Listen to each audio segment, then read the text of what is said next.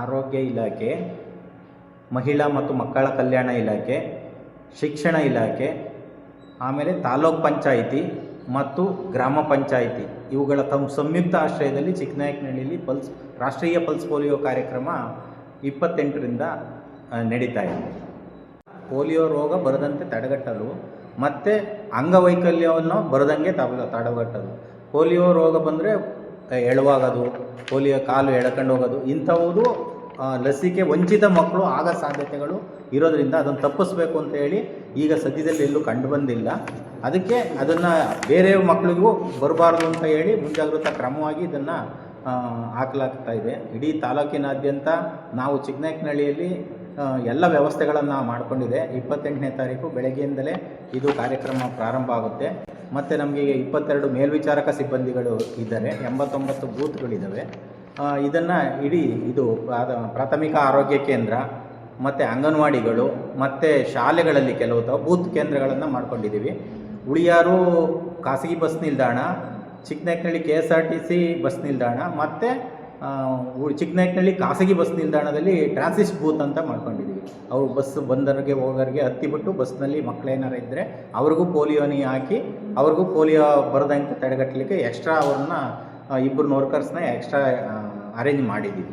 ಈ ರೀತಿ ಯಾವುದೇ ರೀತಿಯ ತೊಂದರೆ ಆಗದ ರೀತಿಯಲ್ಲಿ ವ್ಯವಸ್ಥೆಗಳನ್ನು ತಾಲೂಕಿನಾದ್ಯಂತ ಮಾಡಿಕೊಂಡಿದೆ. ಸಾರ್ವಜನಿಕರು ಇದರ ಸದುಪಯೋಗ ಪಡ್ಕೊಂಡು ಪೋಲಿಯೋದಿಂದ ಮುಕ್ತ ಆಗಬೇಕು, ಇಡೀ ದೇಶ ಆಗಬೇಕು ಅಂತಕ್ಕಂಥದ್ದು ಸರ್ಕಾರದ ಉದ್ದೇಶ ಆಗಿರುತ್ತೆ. ಅದಕ್ಕೆಲ್ಲರೂ ಕೈ ಜೋಡಿಸ್ಬೇಕು ಅಂತ ಹೇಳಿ ಈ ಮೂಲಕ 3 ವರ್ಷದ ತನಕ ಒಂದೂ ಕೇಸು ಬರಲಿಲ್ಲ ಪೋಲಿಯೋದು ಅಂತಂದರೆ ಆವಾಗ ನಮ್ದು ಎರಡಿಕೇಷನ್ ಅಂತ ಅದಕ್ಕೋಸ್ಕರನೇ ದೇಶಾದ್ಯಂತ ಇದನ್ನು ಮಾಡ್ತಾಯಿದ್ದೀವಿ. ಪಕ್ಕದ ನಮ್ಮದ್ರಲ್ಲಿ ಇದ್ರೂ ಮೈಗ್ರೆಂಟ್ಸ್ಗಳು ಪಕ್ಕದ ರಾಷ್ಟ್ರಗಳಿಂದ ಅಲ್ಲೆಲ್ಲ ಬರ್ತಾ ಇರ್ತಾರೆ. ಫಾರ್ ಎಕ್ಸಾಂಪಲ್ ಪಾಕಿಸ್ತಾನ, ಅಫ್ಘಾನಿಸ್ತಾನ ಅಲ್ಲೆಲ್ಲ ಸ್ವಲ್ಪ ಇನ್ನೂ ಎವಿಡೆಂಟ್ ಇದೆ ಪೋಲಿಯೋ.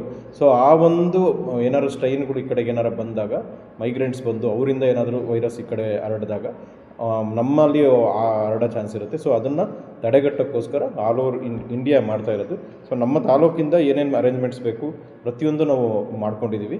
ಸೊ ಇದನ್ನು ಸದುದ್ದೇಶ ಪಡ್ಕೋಬೇಕು ಅಂತೇಳಿ ತಮ್ಮಲ್ಲಿ ಕೋರ್ಕೊತಾ ಇದ್ದೀನಿ. ಸೊ ನಮ್ಮದು ಇಂಟರ್ ಡಿಪಾರ್ಟ್ಮೆಂಟ್ ಇದು ಅಂದರೆ ಆಶಾ ಬರ್ತವೆ, ಅಂಗನವಾಡಿ ವರ್ಕ್ ಬರ್ತಾರೆ, ಮತ್ತು ಎಜುಕೇಷನಿಂದ ಸ್ಕೂಲ್ದು ಬರುತ್ತೆ. ಎಲ್ಲ ಸ್ಕೂಲವ್ರದ್ದು ನಾವು BO ಹತ್ರ ಎಲ್ಲ ಮಾತಾಡಿದ್ದೀವಿ. ಸೊ ಎಲ್ಲ ನಂದು ಶನಿವಾರನ ಒಂದು ಜಾಥಾನ ಮಾಡ್ತಾಯಿದ್ದಾರೆ BO ಆಫೀಸ್ ಕಡೆಯಿಂದ. ಸೊ ಅದನ್ನೆಲ್ಲ ಮಾಡಿ ಅರಿವು ಮೂಡಿಸ್ತಾ ಇದ್ದೀವಿ ಎಲ್ಲ ಕಡೆ.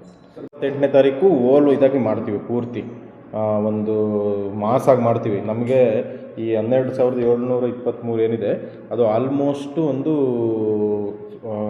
98-99% ಕವರ್ ಆಗುತ್ತೆ. ಬಟ್ ಮೇಯ್ನಾಗಿ ಉಳ್ಕೊಂಡಿರೋನ್ನ 2 ದಿವಸ ಎಕ್ಸ್ಟ್ರಾಕ್ಟ್ ಮಾಡ್ತೀವಿ, ಸೋಮವಾರ ಮತ್ತು ಮಂಗಳವಾರ. ಆ 2 ದಿನವೂ ನಾವು ಹುಡುಕ್ತೀವಿ, ಮನೆಗೆ ಹುಡುಕ್ತೀವಿ.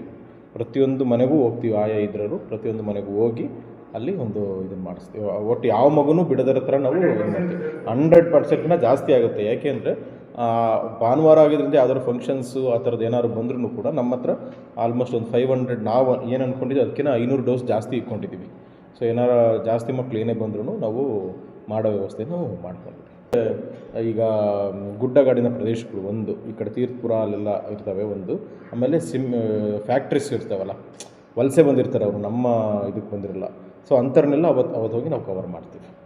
ಒಂದು ಮೇಯ್ನಾಗಿ ನಾವು MLA ಅವ್ರ ಹತ್ರ ಮತ್ತು ತಾಲೂಕು ಆಡಳಿತದಿಂದ 28 ಭಾನುವಾರ ಬೆಳಗ್ಗೆ 8 ಗಂಟೆಗೆ ಇನಾಗ್ರೇಷನ್ನು ಕೂಡ ಮಾಡಿಸ್ತಾ ಇದ್ದೀವಿ. ಇದು ಪ್ರೈವೇಟ್ KSRTC ಬಸ್ ಸ್ಟ್ಯಾಂಡ್ ಹತ್ರ ಮಾಡಿಸ್ತಾ ಇದ್ದೀವಿ. ಆಮೇಲೆ ಆಯಾ PHCಗಳಲ್ಲಿ ಅವರವರ ಈಗ ಗ್ರಾಮ ಪಂಚಾಯತಿಯವ್ರು ಯಾರೂ ಇಲ್ಲ ಅನಿಸುತ್ತೆ ಮೋಸ್ಟ್ಲಿ. ಸೊ PDOs ಅಥವಾ ಬೇರೆ ಗಣ್ಯ ವ್ಯಕ್ತಿಗಳನ್ನ ಕರೆಸಿ ಮಾಡೋಕ್ಕೆ ಸೂಚನೆ ನೀಡಿರ್ತೀವಿ.